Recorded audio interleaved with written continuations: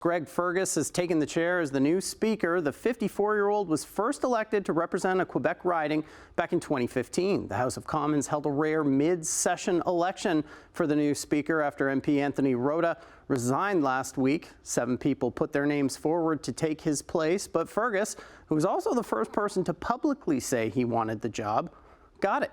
The new Speaker is starting at an unusual time after what unfolded last week with his predecessor.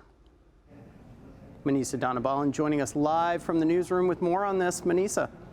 Matt, it's definitely going to be a challenge for him as he takes on his duties to help Parliament move on from honoring Yaroslav Hunka in the House of Commons a little more than a week ago.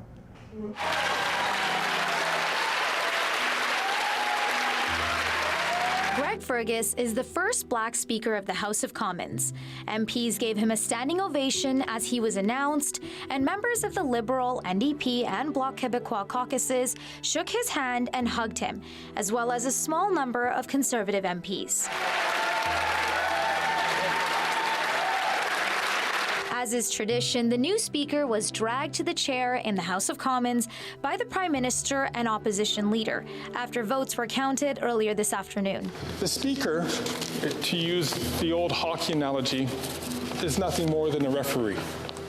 And if there's one thing I know, is that nobody pays good money to go see the referee. They go to see the stars, you, the players on the ice.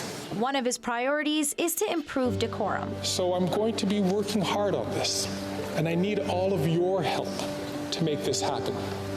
Because this is the place where hard debates will happen. Greg Fergus first came to the House of Commons as a parliamentary page in the late 1980s, sitting at the foot of the Speaker's chair and serving water to MPs. He became the MP for Hall-Almer, a Gatineau riding, in 2015. He's also served as Parliamentary Secretary to the Prime Minister and Treasury Board. The election was triggered by the resignation of Anthony Rota, who stepped down last week amid international controversy over his actions during a recent visit by Ukraine's president. Rota invited a man who served in a Nazi unit in the Second World War to the House of Commons chamber and asked parliamentarians and dignitaries to applaud the man as a hero, sparking outrage among Canadians. I wish to apologize to the House, and I'm deeply sorry that I've offended many with my gestures and remarks.